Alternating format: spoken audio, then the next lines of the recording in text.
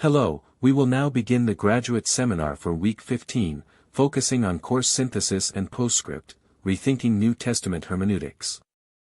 Introduction to the oral cultures of the biblical world.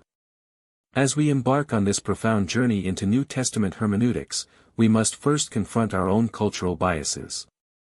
Ours is a text-based culture, a culture of written documents. You need look no further than your computer screens to verify this assertion. This foundational statement forces us to recognize the vast chasm between our modern reality and the biblical world. In our contemporary society, information is primarily consumed silently through reading. We are surrounded by screens, books, and printed media, shaping our cognitive processes to be intensely visual and text-oriented. When we want to learn something, we read a book. When we want to communicate a complex idea, we write an email or an article. This text-centric way of existing completely dominates how we interface with knowledge. However, it is thus difficult for us in a text-based culture to conceive of and understand the character of an oral culture, much less understand how sacred texts function in such an oral culture.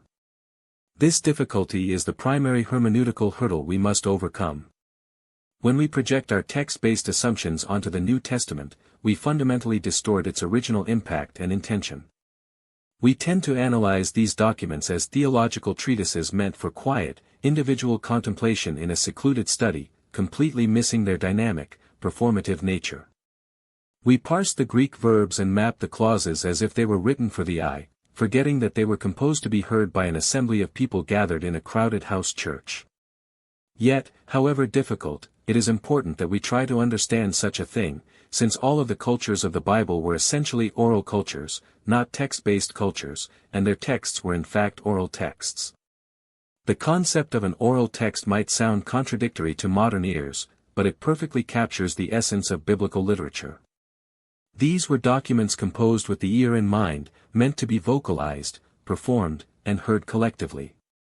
They utilized specific auditory signals, rhythms, assonance, and repetitions to aid memory and facilitate oral comprehension. To engage in true rhetorical criticism, we must re-immerse ourselves in this oral culture, recognizing that the living, spoken word was the primary vehicle for truth, persuasion, and divine revelation in the ancient Mediterranean world. When an ancient person heard a text, they were participating in a shared social event, a communal reception of authoritative teaching that bound them together as a group.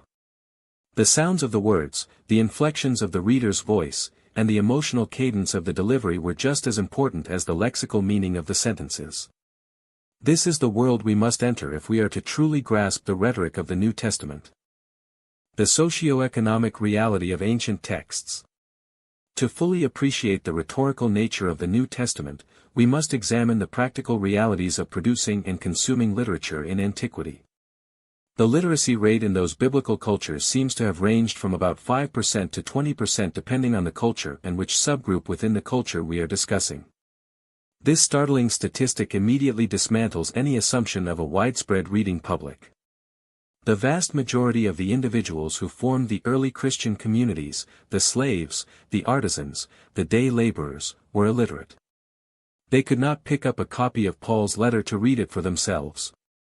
They relied entirely on communal gatherings to hear the scriptures and apostolic letters read aloud. Therefore, not surprisingly then, all ancient peoples, whether literate or not, preferred the living word, which is to say the spoken word. The spoken word was trusted, it carried the presence, emotion, and authority of the speaker. Even those wealthy elite who could read often preferred to have texts read to them by trained slaves, as the communal experience of hearing was highly valued over solitary reading. The living voice animated the text, giving it a soul and a persuasive force that ink on papyrus lacked. Furthermore, texts were enormously expensive to produce, papyrus was expensive, ink was expensive, and scribes were ultra-expensive. Being a secretary in Jesus's and Paul's age could be a lucrative job indeed. The sheer material cost of creating a document meant that writing was reserved for matters of utmost importance. A lengthy letter from Paul represented a significant financial investment, underscoring the immense value and authority placed upon these communications. It was a luxury product functioning within an economy of scarcity, crafted with meticulous care by professional scribes who charged by the line. No wonder Jesus said to his audiences, "Let those who have ears, listen." You notice he did not ever say, "Let those who have eyes, read." Most eyes could not read in the biblical period. This perfectly encapsulates the oral environment of the first century. The teachings of Jesus and the letters of the apostles were designed precisely for ears to hear, utilizing rhetorical strategies that would captivate an audience, aid their memory, and persuade their hearts and minds through the power of the spoken voice. Understanding this socio-economic barrier helps us realize that every word written in the New Testament was chosen carefully to maximize its auditory impact and its persuasive power when proclaimed to the gathered assembly. Texts as surrogates for oral communication. When we hold a Bible today, we are holding a collection of texts that were originally experienced as dynamic performances. So far as we can tell, no documents in antiquity were intended for silent reading, and only a few were intended for private individuals to read. The practice of silent reading, which we take for granted as the default mode of engaging with literature, was virtually unknown in the ancient world. Reading was inherently a vocal and communal act, a performance that required a voice to bring the characters and the arguments to life. They were always meant to be read out loud and usually read out loud to a group of people. For the most part they were simply necessary surrogates for oral communication. This was particularly true of ancient letters. An apostolic letter was not a private memo filed away for future reference, it was a stand-in for the apostle himself.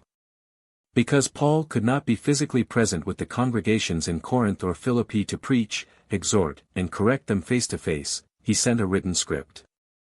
This script was intended to be performed by a skilled reader, perhaps a co-worker like Timothy or Titus, who would vocally embody the apostle's tone, emotion, and rhetorical emphasis, effectively delivering a speech by proxy.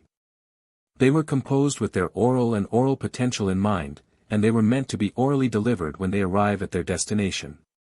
The authors deliberately wove rhetorical features into the fabric of the text to maximize its impact when spoken. They anticipated the pauses, the crescendos, and the emotional appeals that the reader would enact. We see this vividly in the composition of the texts themselves. When one reads the opening verses of Ephesians, loaded as it is with oral devices like assonance, alliteration, rhythm, rhyme, and various rhetorical devices, it becomes perfectly clear that no one was ever meant to hear this in any language but Greek, and furthermore, no one was ever meant to read this silently. These intricate sonic patterns serve as undeniable evidence of the text's performative nature. The sweeping, rhythmic Greek sentences of Ephesians were designed to wash over the congregation, creating an immersive auditory experience that instructed, inspired, and persuaded the early believers collectively. It was a masterpiece of auditory art, constructed to echo in the minds of the hearers long after the reader had finished. The power and veneration of sacred words. Understanding the mechanics of reading in the ancient Mediterranean world is only part of the equation, we must also grasp the profound reverence ancient people held for the words themselves. How then did a sacred text function in an oral culture? For one thing, it was believed that words, especially religious words, were not mere ciphers or symbols. In our modern, scientific worldview, words are often treated merely as arbitrary signs pointing to external realities, functioning simply as tools for transmitting data. However, the ancient mindset was fundamentally different and far more mystical. They were believed to have power and effect on people if they were properly communicated and pronounced. Words possessed an ontological weight, they did not just describe reality, they had the active capacity to alter it. A spoken blessing conveyed actual, tangible benefit, and a spoken curse inflicted actual, physical harm. The physical vibration of the spoken word was thought to carry spiritual force, mobilizing the divine realm to act upon the human sphere. This is crucial for understanding biblical theology. The word or words of a living and powerful God were viewed as living and powerful in themselves. When the scriptures were read aloud, it was not merely an educational exercise or a historical recitation, it was an awe-inspiring encounter with divine power. The prophetic utterance was seen as an active agent executing God's will in human history, accomplishing exactly what it was sent to do, as Isaiah profoundly states. One can then imagine how a precious and expensive document, which contained God's own words, would be viewed. It would be something that needed to be kept in a sacred place, like a temple or a synagogue, and only certain persons, with clean hands and a pure heart would be allowed to unroll the sacred scroll and read it, much less interpret it. The physical manuscript itself became an object of immense veneration. Because it housed the potent, living words of the divine, handling and reading the text was a sacred duty, demanding purity and profound respect from those entrusted with its performance and interpretation. The text was a holy relic, and its public reading was a deeply liturgical and transformative event that commanded the absolute attention of every listener present. Shifting paradigms, from epistolary to rhetorical analysis. For decades, New Testament scholarship has heavily relied on analyzing the letters of Paul and others strictly through the lens of ancient letterwriting formulas. However, this approach has significant limitations that we must now move beyond. Analyzing the majority of the New Testament on the basis of epistolary conventions, many of which did not become de rigueur nor put into a handbook until after New Testament times, while a helpful exercise to some degree, has no business being the dominant literary paradigm by which we examine the Pauline, Petrine, Johannine, and other discourses in the New Testament. While recognizing standard letter openings, health wishes, and closings is useful for identifying the basic framework, these minor framing devices fail completely to explain the massive, complex arguments that form the bulk of these documents. The rigid application of later epistolary handbooks to first-century Christian texts often forces them into artificial categories that their original authors never intended. The dominant paradigm when it came to words and the conveying of ideas, meaning, and persuasion in the New Testament era was rhetoric, not epistolary conventions. Rhetoric, the highly formalized art of persuasion, was the absolute lifeblood of public, political, and intellectual discourse in the Greco-Roman world. It provided the comprehensive structural blueprint for anyone seeking to change beliefs or behaviors in a public setting. In terms of both structure and content, most New Testament documents look far more like rhetorical speeches. Once we strip away the brief introductory and concluding greetings, what remains is an orchestrated oral argument designed to sway a jury or an assembly. These documents systematically follow the established classical divisions of a speech, such as the exordium to build rapport, the narratio to state the facts, the propositio to declare the thesis, the probatio to offer irrefutable proofs, and the peroratio to conclude with a soaring emotional appeal. Some are in fact straightforward sermons, words of exhortation as the author of Hebrews calls his homily. Some are more rhetorical speeches suitable for assemblies where discussion would then ensue, but all are profitably analyzed in detail by means of rhetorical examination. Recognizing the rhetorical structure unlocks the dynamic, persuasive intent of the authors, revealing not just what they said, but precisely how they engineered their arguments to brilliantly transform the communities they addressed. Defining rhetorical criticism, historical versus modern approaches. As we establish our foundational academic background for this seminar, we must precisely define what we mean by rhetorical criticism and acknowledge the divergent scholarly paths within the discipline.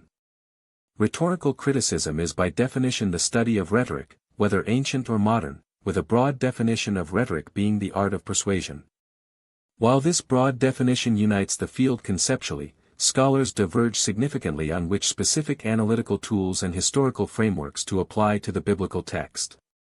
The first way, pioneered and championed by George Kennedy and Hans Dieter Betz and their students, is more of an historical enterprise, seeking to analyze the New Testament documents on the basis ancient Greco-Roman rhetoric, asking and answering the question of how the New Testament authors may or may not have used this art.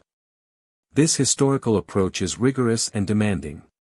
It insists that we evaluate Paul, Luke, and others using the very educational and cultural standards that existed in their own Mediterranean world. It involves immersing ourselves in the ancient handbooks of Aristotle, Cicero, and Quintilian to understand the rules of the game as the biblical authors would have known them. Conversely, there is an alternative methodology that has gained traction.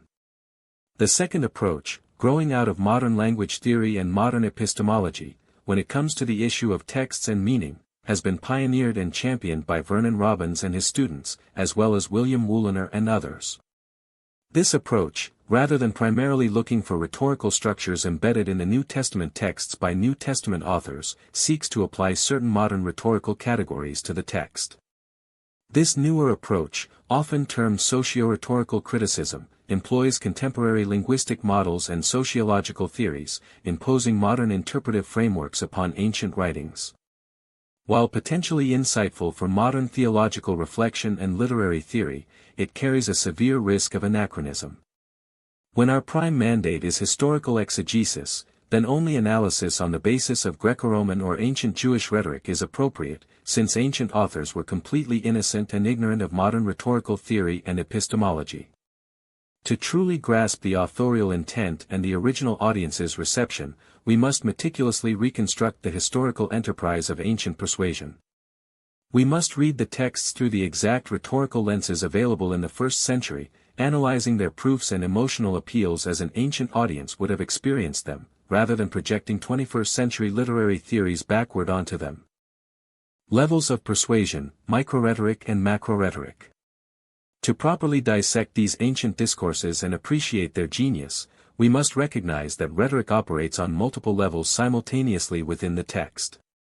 Most New Testament scholars at this juncture are quite convinced that micro-rhetoric can be found in New Testament documents, particularly in Paul's letters, but also elsewhere.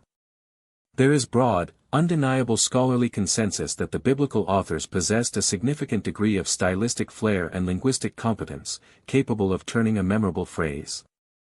But what exactly does this entail? By micro-rhetoric I mean the use of rhetorical devices within the New Testament documents, for instance the use of rhetorical questions, dramatic hyperbole, personification, amplification, irony, enthymemes, and the like. These are the tactical, sentence-level tools used to embellish language, heighten emotional resonance, and make specific theological or ethical points unforgettable.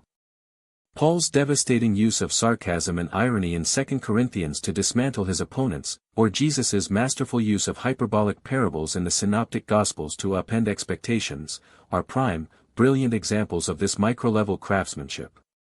However, the academic debate deepens significantly when we step back to view the document as a comprehensive whole. More controversial is whether macro-rhetoric is also used in the New Testament. By macro-rhetoric I mean whether the overall structure of some New Testament documents reflects the use of rhetorical categories and divisions used in ancient speeches. Did authors like Paul consciously outline their massive letters using the formalized blueprints taught in ancient rhetorical schools? Extensive structural analysis suggests they absolutely did, mapping their thoughts onto established grids. Those divisions are as follows: the exordium to establish immediate rapport with the listeners, the narratio to objectively state the facts of the case, the propositio to declare the central thesis, the probatio to offer a sequence of logical proofs, the refutatio to preemptively counter opposing arguments, and the peroratio to conclude with a powerful, lingering emotional appeal. Identifying this macro-rhetoric is absolutely critical for robust exegesis. It allows us to follow the precise logical flow of the author's mind, mapping exactly how they strategically moved their audience from the introduction of a localized problem to the joyful acceptance of a profound, community-altering theological or ethical solution. The historical pedigree of rhetoric, from Aristotle to Quintilian. The sophisticated persuasive tools employed by the New Testament authors did not emerge in a historical vacuum. They were inherited from a rich, deeply debated intellectual tradition that spanned centuries. Rhetoric, from the Greek word, rhetoric, had a long and interesting history before any of the authors of the New Testament were ever born. Plato and Aristotle both discussed the matter and took part in the debate about how to define what it was. The roots of this discipline lie deep in the Golden Age of Greece, inherently tied to the birth of democracy, where the ability to persuade fellow citizens in the civic assembly was paramount to survival, influence, and societal progress. The early philosophers debated heavily about its proper, moral use. Aristotle for example insisted that rhetoric was so important that it was not fully separable from philosophy, and both Plato and Aristotle agreed that there were ethical issues involved in using rhetoric. For these titans of Greek thought, rhetoric was not meant to be mere sophistry or emotional manipulation. It was intended to be a rigorous, systematic search for truth and the practical means of advancing the noble, the expedient, and the just in society. Aristotle weighed in on the discussion of definitions by insisting that rhetoric was the faculty of discovering the possible means of persuasion in reference to any subject whatsoever. This foundational, timeless definition emphasizes the strategic, highly intellectual process of inventing arguments, selecting proofs, and tailoring appeals to specific situations and highly specific audiences. As centuries passed and the political landscape dramatically shifted from the democratic Greek Republic to the autocratic Roman Empire, the focus of rhetoric inevitably evolved. By the time we get to Quintilian, the great summarizer and epitomizer of all things rhetorical both in the Greek and Roman traditions, rhetoric, while it has many definitions, is at bottom the art of speaking well. Quintilian's famous definition, ars bene dicendi, reflects a pragmatic, institutional shift. In the era of the Caesars, where genuine democratic debate was heavily curtailed or entirely eliminated, the focus of rhetorical education leaned heavily toward sheer eloquence, performative display, and the polished delivery of speech designed to impress judges in the courts and entertain crowds in the public forums. Education and literacy, the enkycleos paideia. To fully comprehend how such sophisticated rhetorical skills permeated the leadership of the early church, we must investigate the rigorous educational systems of the ancient Mediterranean world. Education was of course by and large the privilege of the more elite members of society. It tells us something about the leaders of early Christianity that they could read and write, and had varying rhetorical skills as well. This sociological reality shatters the popular, romanticized misconception that the early Christian movement was exclusively driven by illiterate peasants and the uneducated poor. While the vast majority of adherents were indeed lower class, the movement's primary authors and intellectual architects, figures like the Apostle Paul and Luke the physician, possessed a highly advanced educational pedigree that firmly placed them within the socio-cultural elite of their time. How was this elite education structured? Essentially there were two stages, study with a grammarian and study with a philosopher or rhetorician. Unlike our highly stratified, age-based modern grade levels, ancient education was remarkably fluid, based entirely on intellectual capability, financial means, and individual progress rather than strict age groupings. First-level education was oriented around the enkycleos paideia or the ordinary and common education. This would include subjects like the arts, liberal studies, educational studies, and principles. This rigorous common core formed the absolute bedrock of literate Greco-Roman culture. Under the strict tutelage of a grammarian, students mastered the immense complexities of reading and writing continuous Greek or Latin script, deeply engaging with classical literature, geometry, music, and fundamental logic. For those with substantial means and political ambition, this foundation led naturally to the advanced second tier. Since the proportion of people who went on to learn rhetoric remained fairly stable, we may be able to see here the effects of a general growth of literacy on a competitive social environment. The Roman period witnessed a relative, notable surge in educational opportunities for the upwardly mobile. Mastery of the enkycleos paideia and subsequent advanced rhetorical training were not just esoteric academic pursuits, they were absolutely essential tools for navigating the fierce, competitive, status-driven society of the Roman Empire. This was a formidable skill set that early Christian leaders expertly, and perhaps ironically, repurposed for the brilliant defense and global propagation of the gospel of Jesus Christ. Cultural scripts, collectivism and honor-shame. Finally, we absolutely cannot understand ancient rhetoric without deeply understanding the cultural psychology that dictated what was actually considered persuasive to a first-century audience. The psychological dynamics of any given culture are not only unique and particular, they are often difficult to assess. A few words about the social world of the New Testament are in order. Rhetoric that powerfully sways a modern Western audience might have fallen completely flat in ancient Corinth or Rome, precisely because the foundational societal values were radically, fundamentally different. We must retune our ears to these foreign frequencies. Ancient cultures were, to a far greater degree than most modern cultures, collectivist cultures. By this I mean they did not promote individualism. Identity in the ancient world was largely established by what group one was a part of. Modern Westerners view themselves primarily as autonomous, independent individuals making personal choices. In the ancient world, you were intrinsically defined by your extended family, your geographic city, and your ancestral lineage. Therefore, persuasive arguments frequently and forcefully appealed to group loyalty, communal harmony, and shared corporate identity. Salvation itself was often framed not just as an individual rescue from sin, but as a glorious incorporation into a new, redeemed, collective community. Furthermore, thirdly, all ancient cultures were honor and shame cultures. At the top of the value hierarchy in an ancient culture was not the dyadic pair of truth and falsity or life and death, but rather honor and shame. This requires a massive cognitive paradigm shift for the modern reader. Gaining public honor and avoiding devastating public shame were the primary, overriding driving forces of all social behavior. Every public speech, every debate, every interaction was an agonistic contest for social honor. Consequently, the rhetoric of the New Testament calls for a transvaluation of extant cultural values in various ways. A good rhetorician knew that he had to start with a person or a group where they were culturally in order to lead them in a different direction. Early Christian preachers had to masterfully navigate these pervasive honor and shame dynamics. They employed highly sophisticated rhetoric to persuade their skeptical audiences to embrace the ultimate, scandalous paradox, finding the highest, most glorious divine honor in the culturally humiliating and utterly shameful execution of a crucified Jewish Messiah. Welcome to our 15th and final week of the seminar.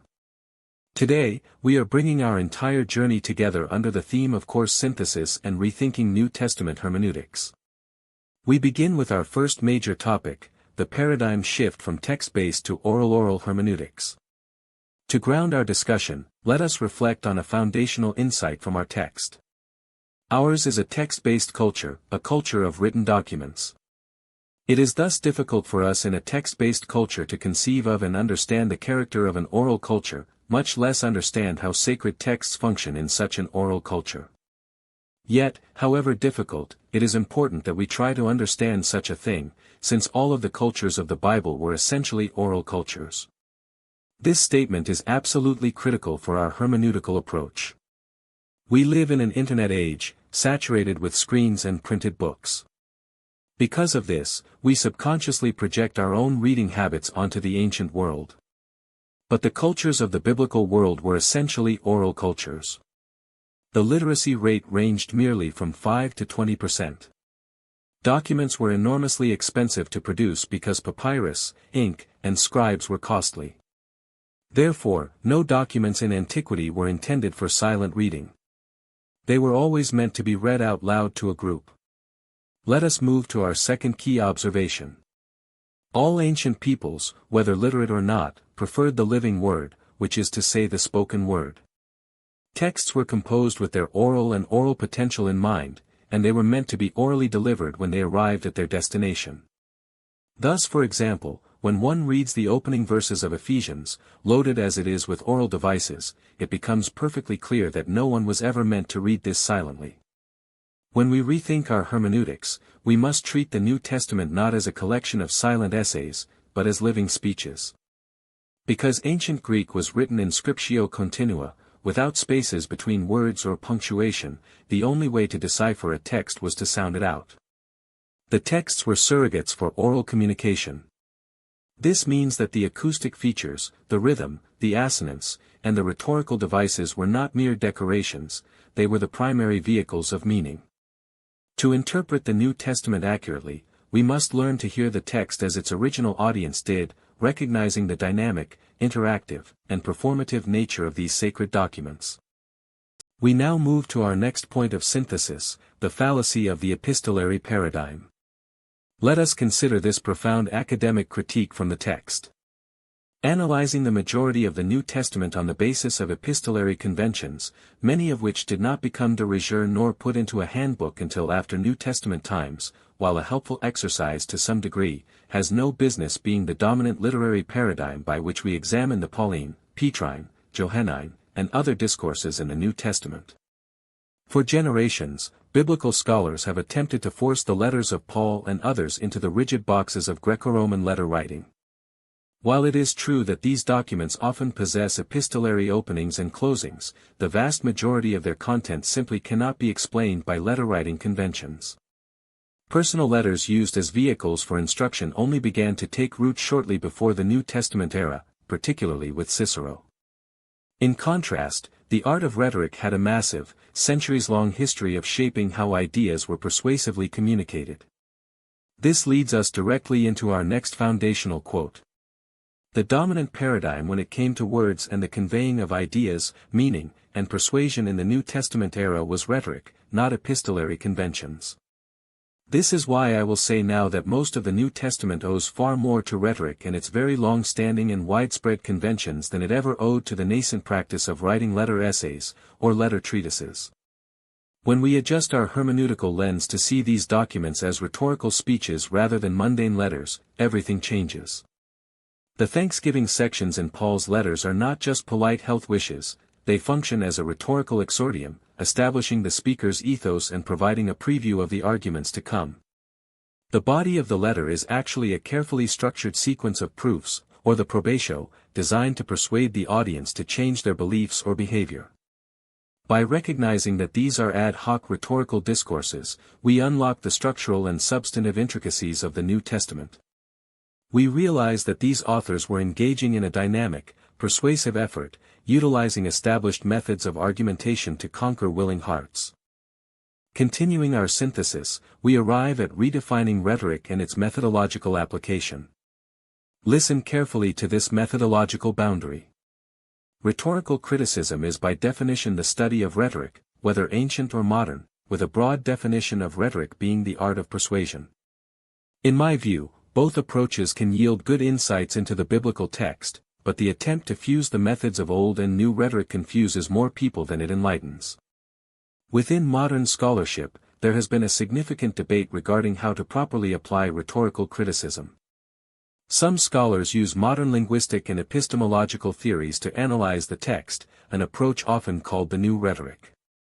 However, applying modern categories that the ancient authors could not have possibly known often leads to severe anachronisms and interpretive chaos. We must differentiate between modern hermeneutical exercises and the actual historical analysis of the text itself. This brings us to a critical methodological mandate from our reading. In particular, I would insist that the primary and first task is to ask the appropriate historical questions about the New Testament text and what its ancient authors had in mind. When that is the prime mandate, then only analysis on the basis of Greco-Roman or ancient Jewish rhetoric is appropriate, since ancient authors were completely innocent and ignorant of modern rhetorical theory and epistemology. If our goal is to understand the intended meaning of the biblical authors, we must immerse ourselves in the educational and cultural milieu of the first century. We must look for the macro-rhetoric of the ancient speeches, identifying the exordium, the narratio, the propositio, the probatio, and the peroratio. Furthermore, we must correctly identify the species of rhetoric being employed by the author. Is it forensic rhetoric, defending past actions in a judicial setting? Is it deliberative rhetoric, advising an assembly on future behavior and mutual advantage? Or is it epideictic rhetoric, reinforcing present values through praise and blame? By restricting ourselves to the historical categories of the ancient world, we gain a genuine window into how the early Christian leaders adapted the art of persuasion to spread the gospel across the Roman Empire. Our next area of focus brings us to the Gospels, specifically Markan historiography and the rhetoric of the Crea. Let us examine this description of Mark's literary approach. Mark presents us with an ancient-style biography of Jesus. The biographical genre in Greek and Latin literature of the era was quite popular. Ancient biographies were mainly hortatory in character, by which I mean they were meant to teach lessons to audiences and inform not merely their views but their behavior. When we read the Gospel of Mark, we must completely abandon the notion that it is merely a disjointed collection of oral traditions or a dispassionate, objective historical chronicle. It is the first true Christian narrative, a biography deliberately shaped to persuade and exhort its readers. Mark utilized his elementary rhetorical training, specifically the educational exercises known as the progymnasmata, to craft his narrative. Instead of creating massive, elaborate speeches, Mark boiled down the extensive memoirs of the Apostle Peter into concise, impactful units. This leads to our next profound insight regarding Mark's technique. The use of Kriya would signal to the audience that one intended to persuade in the account and not merely to serve as a chronicler of interesting events. For the composition of a true Kriya actual fact was demanded. If then the Gospels had not some guarantee of this kind, if they could not be shown to be ascertained history, they would have failed in their appeal. A Kriya is a short, pithy, character-revealing anecdote that climaxes in a highly memorable saying or action. When Mark structures stories like Jesus returning to his hometown, or the tense encounter with the Syrophoenician woman, he is intentionally employing this specific rhetorical form. These are not ideal scenes invented by the early church. The very use of the Kriya form implies a firm historical claim to an ancient audience. Mark edits his source material down to its most potent essence. By linking these Kriyae together with rapid transitions, Mark creates a fast-paced, compelling narrative. His rhetoric is not the elaborate oratory of Paul, but rather the highly effective rhetoric of narrative, designed to win willing hearts to the urgent message of Jesus Christ. As we turn to the author of the two-volume work Luke Acts, we encounter Lucan historiography, salvation history, and the rhetorical proem. Consider Luke's highly ambitious objective. Luke is trying to present a whole salvation history from just before John the Baptist's birth, somewhere between 4 and 6 BCE, to about 60 or so CE, when Paul arrived in Rome. He is operating as a rhetorically informed and skilled Hellenistic historian, who also knows and writes informed by the historical material in the Old Testament and in the Maccabean literature as well. Comparing Luke's literary ability to Mark's is like comparing a postgraduate scholar to a high school student. Luke writes with exceptional eloquence and a highly sophisticated grasp of Hellenistic historiography. His massive work is not merely an ancient biography, it is a historical monograph charting the centripetal motion of the gospel to Jerusalem, and its subsequent centrifugal expansion to the heart of the empire in Rome. Luke announces his intentions right at the beginning with a meticulously crafted prologue, or proem, which is widely considered one of the finest Greek sentences in the entire New Testament. Here is our next text to analyze regarding his method. Luke must meet the requirement of Greek history writing to produce a sequential narrative of crucial events, and in the course of the presentation, bring order to the account, helping the audience see the significance of these particular events deemed worthy of chronicling. Mere reporting was not enough, explaining in an orderly and rhetorical manner was required. Luke tells his patron, Theophilus, that he intends to provide an orderly account based firmly on eyewitness testimony. But mere reporting is never enough for a Hellenistic historian. The historian must interpret and persuade. Luke uses complex patterns of historical recurrence and fulfillment to demonstrate that the events surrounding Jesus and the early church are the precise unfolding of a divine plan. Furthermore, Luke masterfully employs stylistic variations. He uses archaizing, specifically Septuagintalizing his Greek in the early chapters, to make his history sound exactly like the sacred scriptures of old. Through this brilliant rhetorical strategy, Luke convinces his audience that Christianity is not a dangerous new sect, but the legitimate, prophesied continuation of the ancient faith of Israel. We must now analyze the immense rhetorical function of the speeches in Acts, under the theme of kerygma as propulsive action. Let us examine this vital distinction regarding Luke's historical methodology. In Thucydide, speeches function as a commentary on events. In Luke Acts, speeches are an essential feature of the action itself, which is the spread of the Word of God. It is God's living, powerful, and persuasive Word, which changes things, sets the story in motion, and transforms people. Over 1/3 of the book of Acts is devoted entirely to speeches. This incredible density of direct speech is virtually unparalleled in ancient historical literature. Why does Luke structure his work this way? Because the very subject of his book is the dynamic progress of the powerful, living Word of God. The speeches in Acts do not merely reflect upon what has already happened, they precipitate the action itself. They are the chemical catalysts that drive the narrative forward. When Peter preaches with power at Pentecost, or Paul speaks philosophically at the Areopagus, the rhetoric itself changes the course of history. This leads to our next important consideration of Luke's dual responsibility as a writer. Luke had to balance two essential elements of good, rhetorically sensitive, ancient history writing, fidelity to the truth, and at the same time attention to perfection of the style of the narrative, narratio but also exornatio.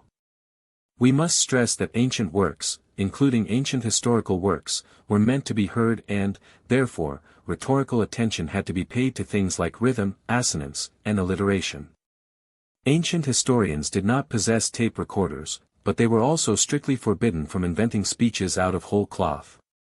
Luke took the core summaries, the epitomes of what Peter, Stephen, or Paul actually said, and he masterfully expanded them using appropriate rhetorical conventions. He tailored each speech to seamlessly suit the speaker, the specific audience, and the occasion. Whether it is forensic defense before a Roman governor or a deliberative exhortation in a diaspora Jewish synagogue, Luke ensures that the rhetoric accurately represents the early Christian art of persuasion. This clearly proves that early evangelism relied heavily on rational, emotion-charged argumentation rather than cheap manipulation. Our synthesis now brings us to the longest and perhaps most misunderstood speech in Acts, Stephen's martyrdom, focusing on forensic rhetoric and the masterful use of insinuatio. Listen to this crucial, paradigm-shifting correction of common scholarly assumptions. Stephen is not offering an apologetic speech, defending himself against false charges, nor in essence is this speech critical of either law or temple parousia, rather it is people critical, which is to say critical of those Jews who have down through the ages rejected God's prophets and messengers and their messages. For over a century, prominent scholars have misread Stephen's speech, automatically assuming he was a radical Hellenist attacking the very foundations of Judaism. A proper rhetorical analysis entirely shatters this outdated theory. Stephen's speech is indeed a masterful piece of forensic rhetoric, but he is not on the defensive, he is fiercely on the offensive. He uses the scriptures to show that God inherently transcends human structures and that Israel has a deeply tragic history of resisting the Holy Spirit. Why does the speech take so long to finally get to the main point?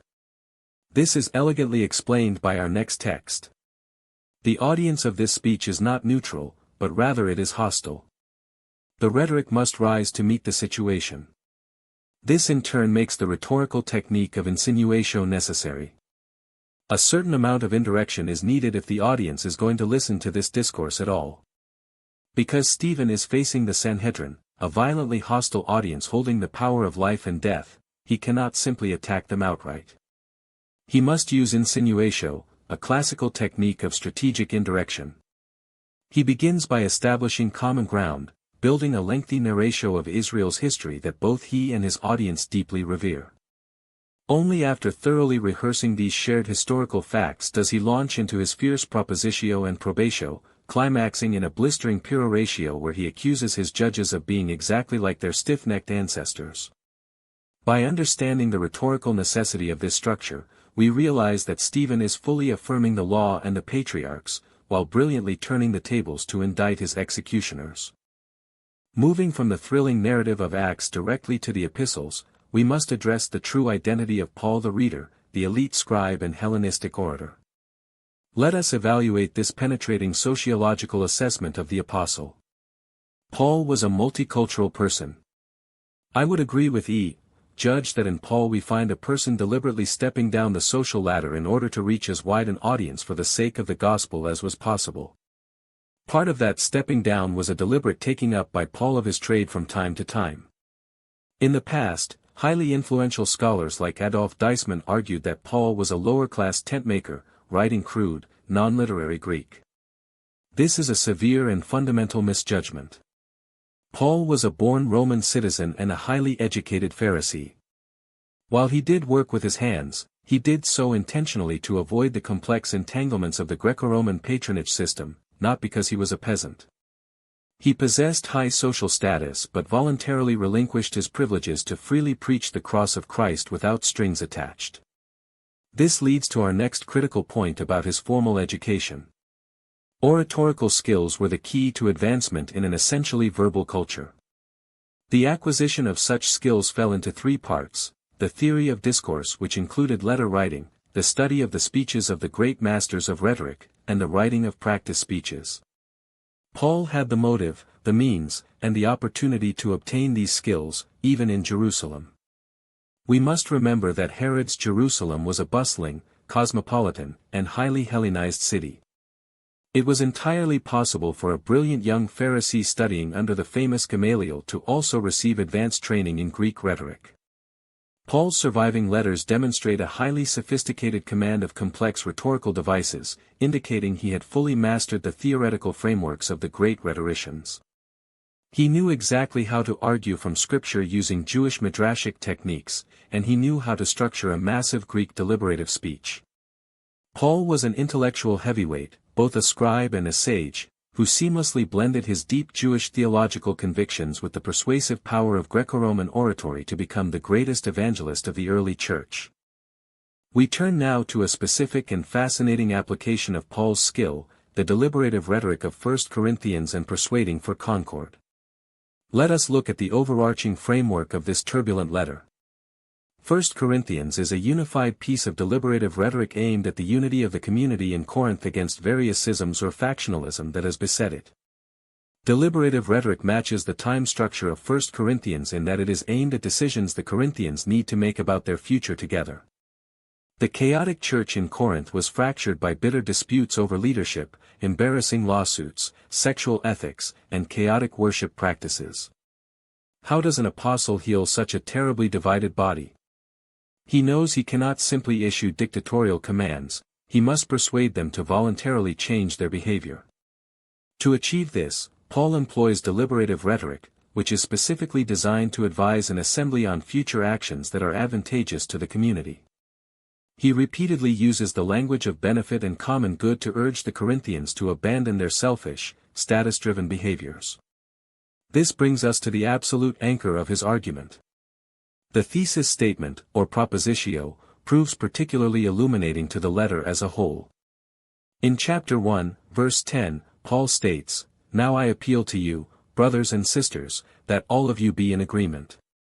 At a foundational level, at any stage of the letter one knows the goal of argumentation is unity.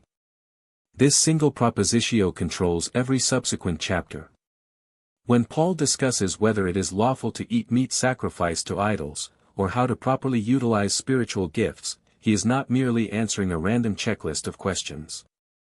He is demonstrating how each specific issue threatens their unity, and how choosing the path of self-sacrificial love promotes concord. Even his famous chapter on love, chapter 13, is not an isolated, stand-alone poem, but an epideictic digression deliberately designed to emotionally reinforce his deliberative plea for communal harmony. Our synthesis brings us to Paul's absolute magnum opus, Romans as deliberative discourse and the obedience of faith. Let us reconsider the genre of this monumental text. Given Paul's aims in both the propositio and the ending of Romans, the restoration of relationship between Jew and Gentile Jesus followers in Rome, Romans should be seen as an example of deliberative rhetoric. The focus in Romans appears to be of a future unification of this community, and so deliberative rhetoric is the clear category for such a discourse. For centuries, Romans has been treated as an abstract, systematic theology, a timeless doctrinal treatise written in a complete vacuum. Rhetorical criticism violently corrects this distortion. Paul is writing to a specific audience facing a specific, explosive crisis, the deep tension and arrogance existing between Jewish and Gentile house churches in the capital of the empire. Paul's goal is to persuade these fractured groups to accept one another and unify around the gospel, making this a classic deliberative discourse. This purpose is powerfully encapsulated in his thesis. What we see in the propositio of Romans is a fourfold emphasis on faith or faithfulness. Paul seems concerned to emphasize throughout his letter the faithfulness of God to his creation, his people, and his covenants. All the while exhorting faithfulness from his covenanted people which is tied up with creation. In Romans 1, verses 16 and 17, Paul declares he is not ashamed of the gospel, for it reveals the righteousness of God through faith for faith. This dense thesis controls the entire massive argument that follows. Paul must prove that God has been impeccably faithful to his promises to Israel, which in turn demands that both Jews and Gentiles exhibit the obedience of faith. Every diatribe, every historical proof using the figure of Abraham, and every complex comparison between Adam and Christ is strategically deployed to humble human boasting. By recognizing Romans as a persuasive, deliberative speech, we recover the urgent, pastoral heartbeat of the Apostle Paul, striving to forge a unified cosmic family. We must now tackle one of the most heavily debated texts in human history, Romans 7 and Prosopopia, focusing on the tragedy of the Adamic I. Pay close attention to this vital hermeneutical paradigm shift. The I is Adam in verses 7 through 13, and all those who are currently in Adam in verses 14 through 25. The old traditional interpretations that Paul was describing his own pre-Christian experience, or alternately the experience of Christians in this text, fail to grasp the rhetorical finesse and character of this material, and must be deemed very unlikely. Since the time of Augustine and Martin Luther, Western theology has heavily psychologized Romans chapter 7, automatically assuming it is Paul's agonizing confession of a deeply divided Christian conscience. However, a rhetorical analysis completely shatters this introspective reading. Paul is employing a highly sophisticated rhetorical device called prosopopia, or speech in character. He is impersonating a historical figure to make his argument intensely vivid. How do we know this? Listen to our next academic quote. The section begins in verse 7 with an abrupt change in voice following a rhetorical question, that serves as a transition from Paul's authorial voice. This constitutes what the grammarians and rhetoricians described as change of voice. These ancient readers would next look for diaphonia, a difference in characterization from the authorial voice. Paul shifts abruptly into the first-person singular to retell the tragic story of the fall from Genesis. Who else in human history was alive apart from the law, received a single commandment about coveting, was deceived by sin personified as a serpent, and subsequently died? Only Adam. In the latter half of the chapter, the tense shifts to the present, describing the ongoing tragic legacy of all humanity trapped in Adam's plight, sold as helpless slaves to sin. Paul is not describing the normal Christian life. He is describing the desperate condition of unredeemed humanity crying out for the deliverance that is only found in Jesus Christ, as he gloriously reveals in chapter 8. Our final stop in Romans explores chapters 9 through 11 and the refutatio, defending the faithfulness of God. Consider the absolute structural necessity of this famous section. Like any politician or good student of debate, one must anticipate their opponent's arguments. Enter the refutatio. The refutation was the chance the rhetorician had to raise, address, and critique the opposing argument or any obvious objections to their argument. Paul must move to respond to forthcoming objections to his argument thus far in Romans. For a very long time, scholars thought Romans 9 through 11 was a theological detour, an old sermon carelessly pasted into the letter. We now understand it is the absolute crux of the entire discourse. If Paul has just argued in chapter 8 that nothing can separate us from God's love, an imaginary opponent would immediately raise their hand and ask, what about Israel? Have God's promises to them completely failed? To protect the integrity of his thesis regarding God's righteousness, Paul must offer a refutatio, a rigorous and lengthy defense against this objection. This brings us to his specific method. If the previous section was on the program of God, now Paul shifts to interrogate Israel's response to that word of God that has not failed. Paul appears to fuse two rhetorical tools, prosopopia and pesher. The rhetorical term prosopopia or speech in character involves a personified speaking character, while pesher is contemporizing a scriptural text to an author's historical context. In addressing Israel's current unbelief, Paul acts as a master interpreter.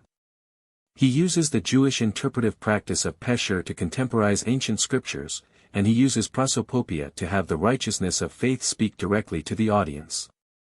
He marshals a massive array of documentary evidence from the Old Testament to prove that God's selectivity has always operated in surprising ways.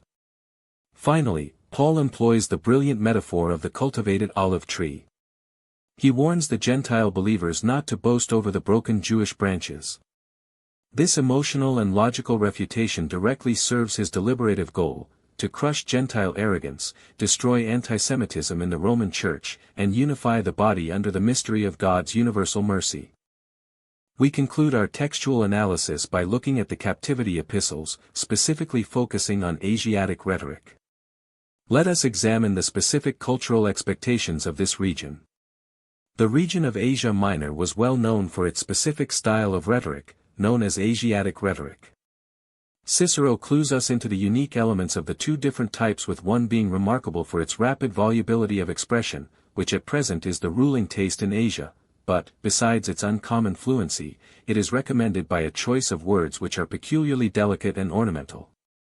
When Paul writes to the churches in Asia Minor, such as Ephesus and Colossae, we notice a distinct and dramatic shift in his writing style.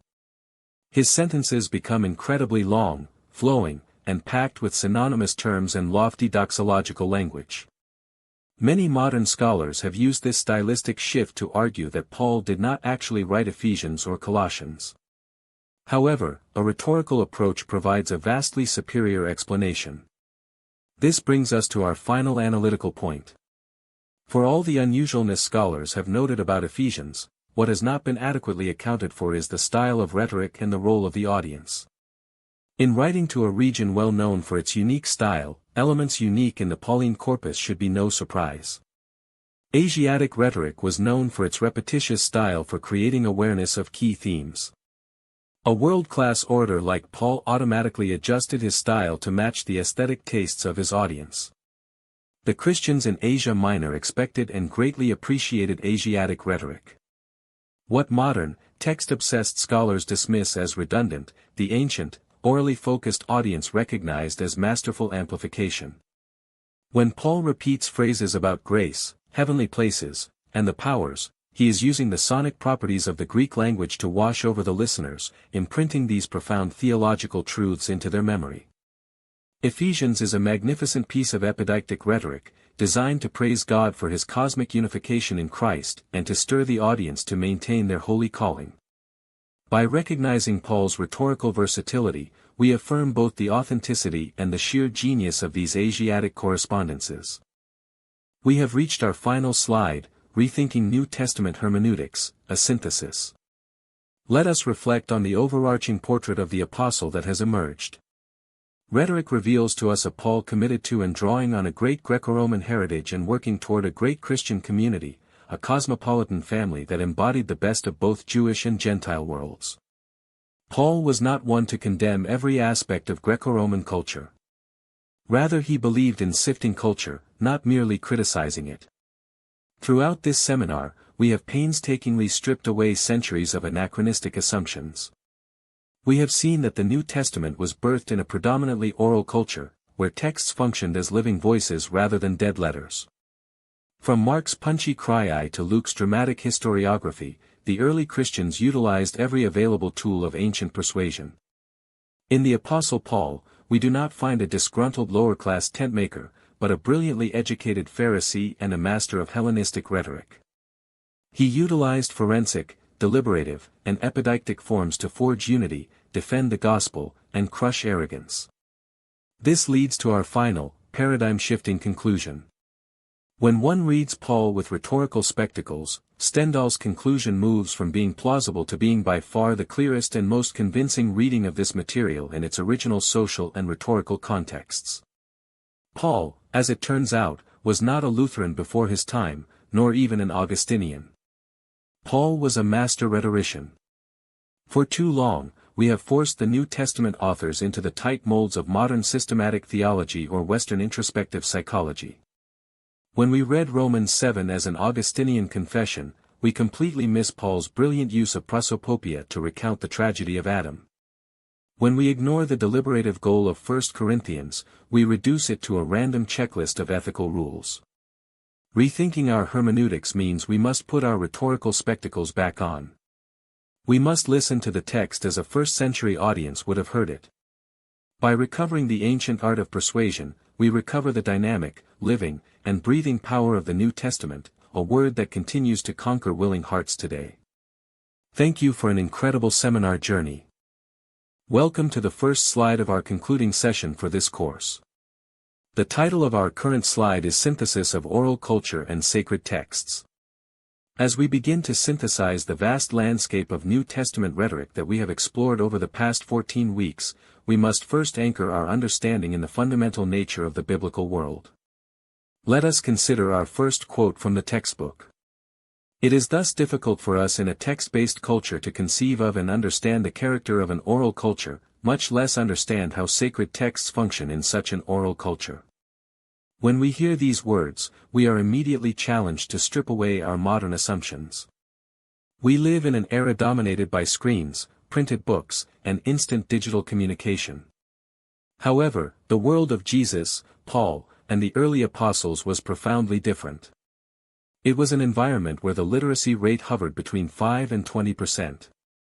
Papyrus was exorbitant in cost, ink was precious, and trained scribes were incredibly expensive to hire. Consequently, documents were not created for silent, private reading. They were meticulously crafted to be delivered orally, spoken aloud to a gathered community. They were designed to be heard. The authors intentionally employed acoustic techniques because they knew their audiences would experience the text through their ears, not their eyes.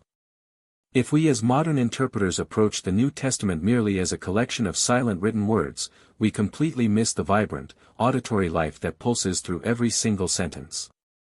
This fundamental shift in perspective forces us to rethink our entire hermeneutical approach. We are no longer simply analyzing grammar on a page. We are attempting to tune our ears to the living voice of the ancient rhetorician who passionately sought to persuade a listening congregation. This brings us to our second profound quote from the text. The word or words of a living and powerful God were viewed as living and powerful in themselves. This statement is absolutely critical for our theological application today. In the ancient Near East and the Greco-Roman world, spoken words were not viewed as mere empty symbols or passive vehicles of information. They were dynamic forces. They carried the very power and authority of the speaker. When the early Christians gathered to hear the reading of a gospel or a Pauline epistle, they did not believe they were simply receiving a theological lecture. They believed they were encountering the living, active, and transformative voice of God. The oral performance of the text was a dramatic event where the power of the Holy Spirit was unleashed upon the community. Therefore, our modern hermeneutics must recover this sense of awe and expectation. When we preach or teach from these texts today, we must realize that we are not just explaining ancient history. We are participating in the ongoing, powerful persuasion of God. We are taking up the very same rhetorical tools that the apostles used, trusting that the living word will accomplish its divine purpose in the hearts of our contemporary listeners. This is the bedrock of our hermeneutical synthesis. Welcome to the second slide, titled The Dominant Paradigm of Greco-Roman Rhetoric. As we continue to rethink our hermeneutical foundations, we must confront a historical reality that reshapes how we read the epistles. Let us examine the first quote from our text. The dominant paradigm when it came to words and the conveying of ideas, meaning, and persuasion in the New Testament era was rhetoric, not epistolary conventions. For generations, modern biblical scholarship has been obsessed with analyzing the letters of Paul and other apostles primarily through the lens of ancient letter writing. We have painstakingly categorized the opening greetings, the Thanksgiving sections, and the concluding travelogues, assuming that these epistolary boundaries would unlock the core meaning of the text. However, this approach is fundamentally flawed because it forces these profound theological documents into a framework that is far too narrow. The personal letter as a vehicle for complex philosophical or theological instruction was a relatively new phenomenon in the Greco-Roman world, barely taking root before the time of Cicero. In stark contrast, the art of rhetoric had been the absolute cornerstone of education and public life for centuries, stretching back to Aristotle and beyond. When the apostles sought to change the beliefs and behaviors of their congregations, they did not rely on the rudimentary rules of letter writing. They reached for the far more powerful and comprehensive tools of rhetorical persuasion. They utilized the exordium to build rapport, the narratio to state the facts, the propositio to declare their central thesis, and the peroratio to appeal to the deepest emotions of their audience. This paradigm shift means we must stop treating these documents merely as personal correspondence and start treating them as masterfully crafted speeches designed to persuade. Now, let us turn to the second quote for this slide. In terms of both structure and content, most New Testament documents look far more like rhetorical speeches. This observation forces a radical realignment in our practical application. If these documents are essentially speeches disguised as letters, then our entire method of preaching and teaching must change. We cannot simply extract isolated verses and treat them as disconnected theological propositions. Every single verse is part of a larger, flowing rhetorical argument. When Paul uses an intense emotional appeal, or when he deploys a biting piece of irony, or when he utilizes a brilliant rhetorical question, he is not just adding decorative flair. He is strategically maneuvering his audience toward a specific verdict. Therefore, the modern hermeneut must become a student of ancient rhetoric. We must learn to identify whether a passage is forensic, defending past actions, deliberative, advising on future behavior, or epideictic, praising shared values. By mapping the macro-rhetorical structure of these documents, we can finally grasp the true flow of the apostles' logic. We can understand not just what they were saying, but exactly how they were attempting to persuade their listeners. This profound realization elevates our respect for the authors, recognizing them not as simple rustics, but as highly educated, intellectually formidable leaders who navigated the complex Greco-Roman world with unparalleled rhetorical brilliance. Welcome to the third slide, titled Overcoming Cultural Scripts, Honor, Shame, and Collectivism. As we delve deeper into the application of rhetorical criticism, we must carefully consider the psychological and social environment of the first century. Our first quote highlights a stark contrast with our modern world. Ancient cultures were, to a far greater degree than most modern cultures, collectivist cultures. By this I mean they did not promote individualism. Today, especially in the Western world, we are deeply conditioned to view reality through the lens of individual rights, personal fulfillment, and private salvation. However, the world of the New Testament was driven by group identity, kinship, and communal loyalty. A person's identity was defined not by their internal feelings, but by their family, their geography, and their social class. Consequently, when the biblical authors used rhetorical persuasion, they were not usually trying to convince isolated individuals to make private decisions. They were addressing entire communities, house churches, and synagogues. They appealed to the collectivist values of group harmony, unity, and shared destiny. For instance, when Paul speaks of salvation, he often uses plural pronouns, emphasizing that God is saving a people, a new family, a united body. If we read these texts with our modern individualistic biases, we will completely misinterpret the rhetorical aims of the authors. We will miss the profound emphasis on corporate responsibility and communal concord that forms the very backbone of their ethical exhortations. This cultural divide brings us to the second quote for our consideration. The rhetoric of the New Testament calls for a transvaluation of extant cultural values in various ways. The ancient Mediterranean world was fiercely governed by the dynamics of honor and shame, as well as strict systems of patronage and reciprocity. In that society, acquiring honor and avoiding public shame were more important than truth, and sometimes more important than life itself. Furthermore, the idea of pure grace, a gift given without the expectation of an equal return, was virtually incomprehensible in a culture built on reciprocal favors. Therefore, the early Christian rhetoricians faced an enormous, almost impossible task. They had to use the established rhetorical conventions of their day to completely dismantle and rebuild the foundational values of their audience. They had to persuade their listeners that true honor is found in the shameful execution of a crucified Messiah. They had to convince them that God's grace shatters the endless cycle of patronage, offering unmerited favor that cannot be bought or earned. This required incredibly powerful and nuanced rhetoric. They had to start where the people were culturally, honoring their need for community, and then carefully guide them toward a radically new understanding of truth, love, and sacrifice. For the modern church, the application is profound. When we communicate the gospel today, we must also be keenly aware of the cultural scripts that govern our audiences. We must become adept at using contemporary persuasive strategies not to reinforce worldly values, but to subvert them, calling our communities to a countercultural life of true Christian discipleship. Welcome to the fourth slide, titled The Rhetorical Strategy of the Gospels.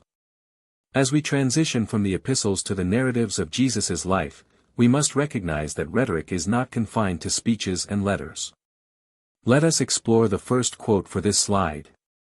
The Gospel of Mark is not kerygma, it is bios in rhetorical form.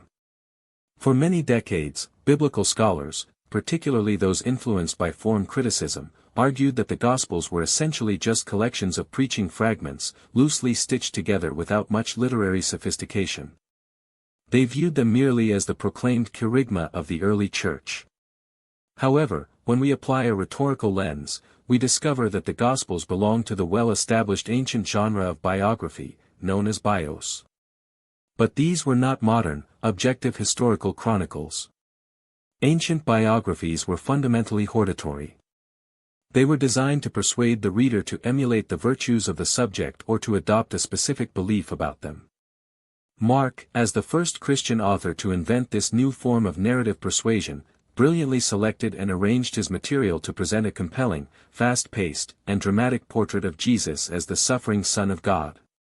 He used rhetorical linking devices to create a sense of relentless momentum, driving the reader toward the inevitable cross. Recognizing the Gospels as rhetorical biographies completely changes how we interpret them. We stop looking for mere historical data and start looking for the author's persuasive intent in every single scene. This leads us perfectly to our second quote from the textbook. The use of the Kriya implies a historical claim to an audience that knew how to read the rhetorical signals of the document. One of the foundational exercises in ancient rhetorical education was the composition of the Kriya. This was a short, pithy anecdote about a famous person that climaxed in a memorable saying or action. When we read the Gospels, we see that Mark, Luke, and Matthew heavily relied on this specific rhetorical form. The controversy stories, the healing narratives, and the sharp dialogues with the Pharisees are almost all perfectly crafted kriai. This is critically important because, in the ancient world, the use of a kriya signaled to the audience that the author was making a serious historical claim. These were not mythical fables or invented legends. They were rooted in the actual memories and historical events of Jesus' life, carefully edited down to their most persuasive essence. The Gospel writers were not fabricating stories from scratch, they were faithfully taking the rich oral traditions about Jesus and refining them into potent, memorable rhetorical units designed to convince their audiences of his divine authority. Therefore, our modern application must honor this strategy. When we preach the Gospels, we must not get bogged down in endless harmonizations or purely academic debates. We must deliver these narratives with the same punch, clarity, and persuasive power that the evangelists intended, allowing the climactic words and deeds of Jesus to directly challenge and transform the lives of our listeners today. Welcome to the fifth slide, titled Lucan Historiography and the Rhetoric of Salvation. Our journey through New Testament rhetoric brings us to the monumental two-volume work of Luke and Acts. Let us turn our attention to the first quote. When we are dealing with Luke Acts, we are dealing with the rhetoric of history, nothing less and nothing else. Luke stands apart as the only true historian among the New Testament writers. He explicitly models his work on the great Hellenistic historical traditions, beginning his Gospel with a highly sophisticated, formal prologue that showcases his masterful command of the Greek language. However, we must understand that ancient history writing was fundamentally different from modern historiography. Ancient historians like Thucydides or Polybius did not write merely to record facts, they wrote to instruct, to inspire, and above all, to persuade. They employed the tools of deliberative and forensic rhetoric within their historical narratives to interpret events and influence the beliefs of their readers. Luke adopts this precise methodology, but he elevates it to a magnificent new purpose. He is writing salvation history. He is using the grand canvas of the Roman Empire to prove that the events concerning Jesus and the early church are the unstoppable fulfillment of God's ancient promises. Luke carefully crafts his narrative, linking episodes through sophisticated rhetorical patterns of recurrence and prediction, proving to his educated reader, Theophilus, that this new faith is not a chaotic rebellion, but the orderly unfolding of a divine plan.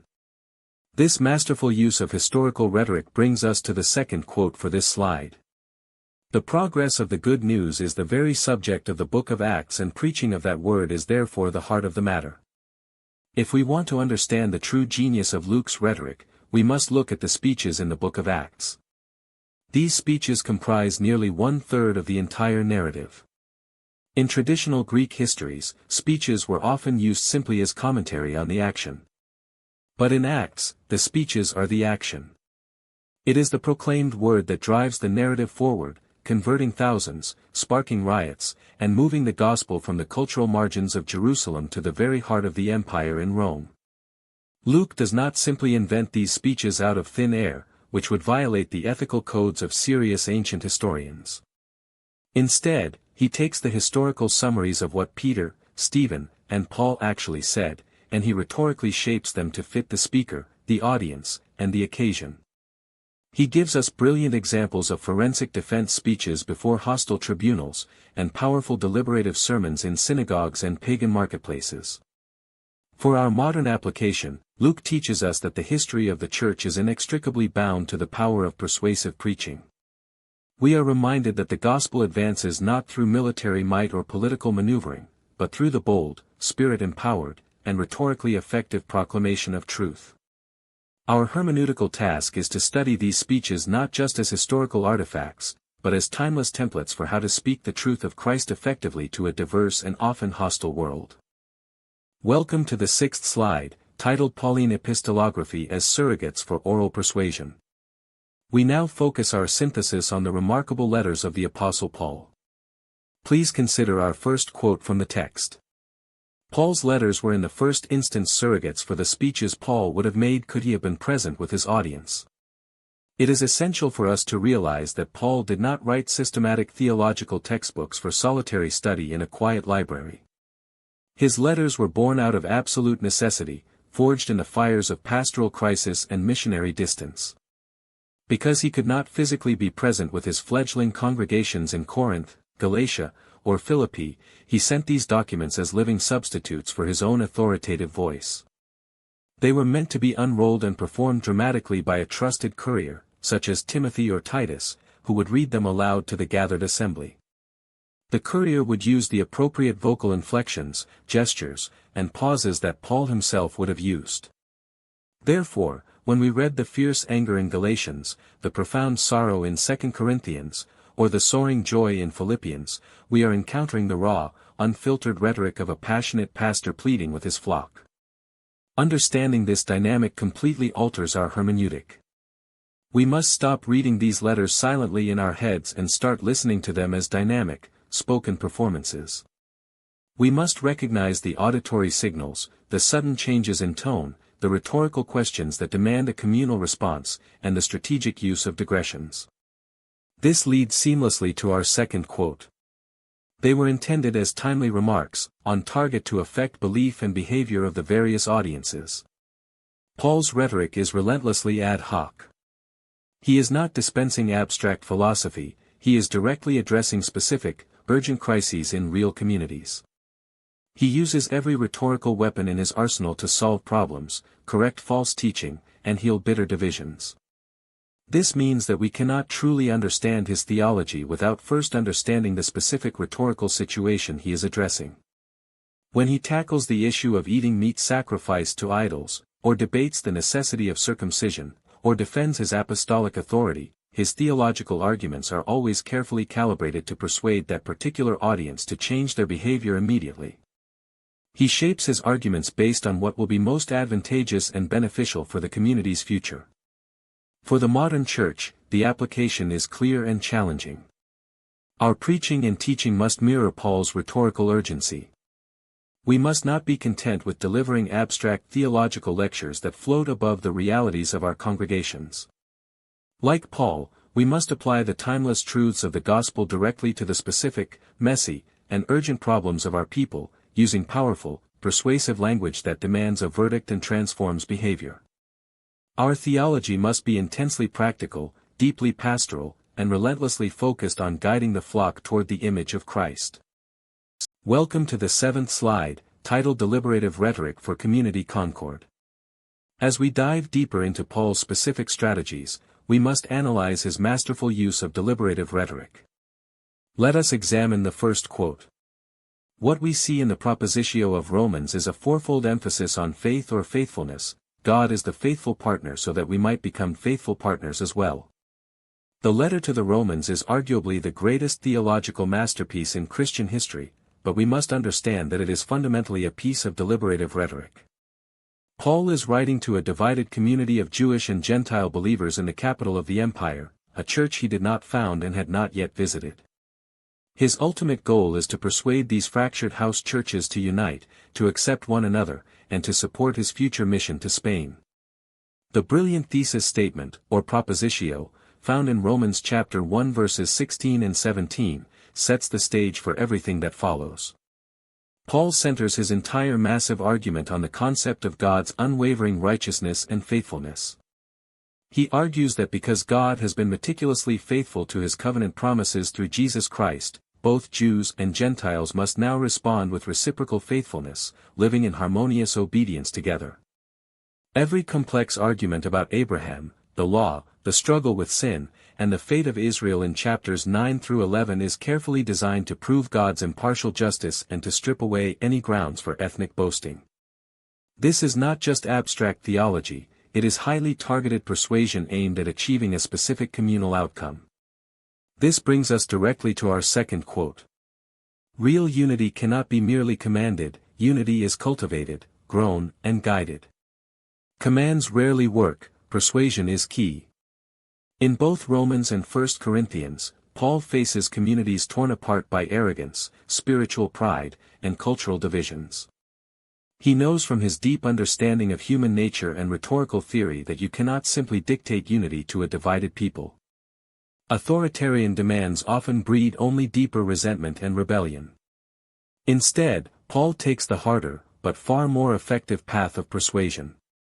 In 1 Corinthians, he spends 16 chapters systematically dismantling their false notions of worldly wisdom and spiritual superiority. He uses the rhetoric of advantage, repeatedly showing them that their selfish behavior is harmful, while sacrificial love is supremely beneficial for the entire body. He even inserts the breathtaking epideictic digression on love in chapter 13, not as a beautiful poem to be read at weddings, but as a devastating rhetorical critique of their loveless chaos. Our contemporary application is unmistakable. In an era where our own churches are frequently fractured by political, cultural, and theological tribalism, we cannot simply shout commands at one another from across the divide. We must learn the arduous art of Pauline persuasion. We must build robust, theologically grounded arguments that patiently deconstruct pride and compellingly cultivate a shared vision of humility, mutual submission, and cross-shaped love. Welcome to the 8th slide, titled Forensic Rhetoric and Apologetic Defense. While Paul frequently used deliberative rhetoric to guide the future actions of his churches, he was also forced at times to fiercely defend his own past actions and his very apostolic legitimacy. Let us review the first quote. In my view, 2 Corinthians is essentially a lengthy piece of forensic rhetoric with two significant deliberative digressions. When Paul's character, integrity, and authority were viciously attacked by rival teachers in Corinth, he did not remain silent. He reached for the tools of forensic rhetoric, the specific type of persuasion originally designed for the law courts, used for attack and defense regarding past events. 2 Corinthians is arguably Paul's most intense, emotional, and rhetorically complex letter. He is essentially putting himself on trial before the Corinthian congregation, serving as his own defense attorney. He must carefully navigate a perilous situation, he needs to defend his honor without appearing arrogant, and he must attack his wealthy, smooth-talking opponents without destroying the fragile relationship he has with the church. He constructs a massive defensive narrative, explaining his travel changes, defending his refusal to accept their financial patronage, and detailing the severe suffering he has endured for the sake of the gospel. He masterfully blends this forensic defense with deliberative digressions, constantly urging the Corinthians to separate from the false apostles and to complete their financial collection for the poor saints in Jerusalem. The rhetorical brilliance of this letter is absolutely staggering, which leads us to our second quote. Paul will make himself the butt of his own joke, in order to disarm the audience and make them see the foibles of their suitors. One of the most fascinating aspects of Paul's forensic strategy is his use of irony, sarcasm, and self-deprecating humor. In chapters 10 through 13, he engages in what scholars call the fool's speech. Recognizing that his opponents are boasting of their spectacular visions, superior eloquence, and pure Hebrew pedigree, Paul adopts the persona of a boasting fool to expose the sheer absurdity of their claims. But instead of boasting of his triumphs, he boasts of his weaknesses. He boasts of beatings, shipwrecks, starvation, and the daily anxiety he feels for the churches. In a brilliant deflation device, he describes his escape from Damascus not as a glorious military victory, but as a humiliating retreat, being lowered down the city wall in a wicker basket like a piece of cargo. By making himself the butt of the joke, he shatters the arrogant pretensions of his rivals and proves that true apostolic power is perfected only in absolute weakness. The hermeneutical application for today is profound. When the integrity of the gospel is under attack, leaders must know how to mount a vigorous, articulate defense. However, Paul teaches us that Christian apologetic must never rely on worldly displays of dominance, slick marketing, or aggressive posturing. Our defense of the faith is most persuasive when it is marked by transparent vulnerability, self-giving sacrifice, and a willingness to embrace the scandal of the cross. Welcome to the 9th slide, titled Asiatic Rhetoric and the Captivity Epistles. As we broaden our synthesis, we must appreciate how Paul adapted his communication style to fit entirely different geographical and cultural environments. Consider the first quote for this slide. In shifting from Philippi and Greece to the region of Asia Minor, the rhetorical environs also change. The region of Asia Minor was well known for its specific style of rhetoric, known as Asiatic rhetoric. When Paul writes to the churches in Ephesus and Colossae, we immediately notice a distinct shift in his vocabulary and sentence structure.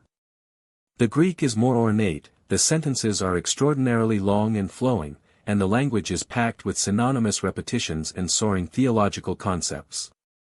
For many years, modern critics pointed to this stylistic shift as proof that Paul did not write these letters. However, this conclusion completely ignores the rhetorical realities of the ancient world. A master rhetorician like Paul would never use the same style in every situation. When writing to the province of Asia Minor, he intentionally adopted the Asiatic style of rhetoric, which was famous throughout the empire for its rapid fluency, delicate ornamentation, and emotional exuberance.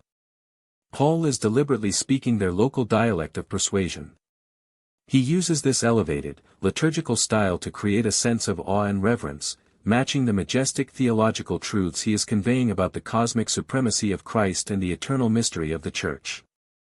This awareness of audience adaptation brings us to the second quote. Ephesians is a piece of epideictic rhetoric encouraging further growth, whereas Colossians is deliberative with problems to solve.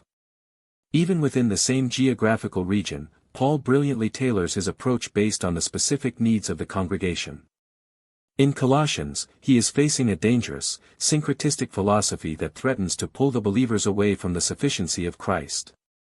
Therefore, he uses deliberative rhetoric, deploying the magnificent Christ hymn in chapter 1 as a powerful narrative proof to persuade them to reject the false teaching and remain firmly rooted in Jesus. By contrast, Ephesians appears to be a circular letter sent to a network of churches that are not facing one specific, immediate crisis. Consequently, Paul shifts to epideictic rhetoric, the rhetoric of praise and display. He spends the first 3 chapters elaborately praising God for the staggering spiritual blessings bestowed upon the church, reminding them of their glorious identity as a newly created humanity where the dividing wall between Jew and Gentile has been completely demolished. He then uses this foundation of praise to exhort them in the final 3 chapters to walk worthy of their calling. The application for modern communicators is vital. We must never assume that a uniform approach will work in every setting of ministry. We must deeply study the specific cultural contexts, local idioms, and urgent needs of our audiences, fluidly adapting our style, vocabulary, and rhetorical strategies to ensure that the timeless message of the gospel is heard with maximum clarity and persuasive power. Welcome to the 10th and final slide of our seminar, titled Hermeneutical Application, the Preacher as Reader. As we bring our entire course synthesis to a close, we must distill the ultimate practical implications of rethinking New Testament hermeneutics. Let us reflect on our first quote. Paul sought to appeal to the whole person, so that by all means he might win some. To win some in an ancient, rhetorically saturated environment, one's speech needed to be winsome. The most profound realization we gain from studying biblical rhetoric is that the apostles were not merely transmitting cold, objective data. They were engaged in a desperate, passionate battle for the souls of humanity. They understood that human beings are complex creatures, driven not only by logic and intellect, but also by deep emotions, cultural loyalties, and relational desires. Therefore, their hermeneutic, their method of interpreting and applying the truth of God, was holistic. They utilized impeccable logic in their proofs, but they also strategically employed pathos to stir the affections, and ethos to build unbreakable bonds of trust. They recognized that to truly transform a person, the message must be delivered with beauty, urgency, and compelling grace. A dry, academic recitation of facts would simply never survive in the highly competitive marketplaces of the Greco-Roman world. If the gospel was to conquer the empire, it had to outshine and outpersuade the most brilliant philosophers and politicians of the age. This historical reality leads us to our final, challenging quote. Many modern preachers would do well to study carefully ancient rhetoric if they want to understand what can and does persuade people to be and do and think things they have not been, done, or thought before. This is the ultimate mandate for the modern church. For too long, our seminaries and pulpits have separated rigorous theological study from the dynamic art of persuasion. We have trained generations of biblical mechanics who can expertly dissect the Greek syntax of a verse, but who lack the rhetorical fire to preach it in a way that actually changes human behavior. The recovery of historical rhetorical criticism bridges this fatal gap. It teaches us that true biblical interpretation is never finished until the text is passionately proclaimed. It challenges modern pastors, teachers, and leaders to step out of the safe confines of mere academic analysis and embrace their calling as modern-day readers. We are called to master the art of divine persuasion. We must learn to construct sermons and lessons that carefully build rapport, clearly state the facts of the gospel, fiercely defend against cultural objections, and passionately appeal to the hearts of our listeners. By rediscovering the rhetorical genius of Jesus, Paul, Peter, and Luke, we are not just learning ancient history. We are unlocking the very methods that the Holy Spirit used to turn the world upside down. As we leave this course, let us commit to wielding the living Word of God with the same intentionality, skill, and unyielding passion as the apostles, praying that our persuasive speech will continue to captivate minds and transform lives for the glory of Christ.